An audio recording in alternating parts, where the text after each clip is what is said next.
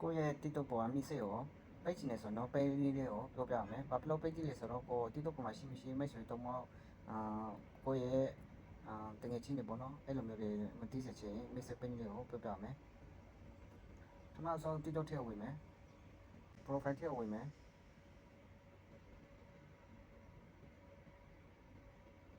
ပြီးရင်ဒီနောက်တောင်းလေးကိုဝင်မယ်။ပြီးရင်အောက်က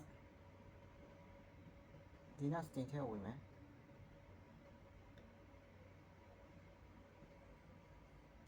ပြီးရင်ဒီနောက်ဝင်မယ်။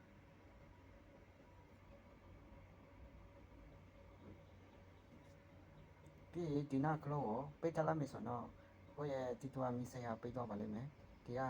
ဖွင့်ချင်တယ်ဆိုတော့ဒီလိုဖွင့်လိုက်ပါပိတ်ချင်တယ်ဆိုတော့ပိတ်လိုက်ပါအားလုံးကျေးဇူးတင်ပါတယ် message တော့တွေ့အကျိုးရှိမယ်ဆိုတော့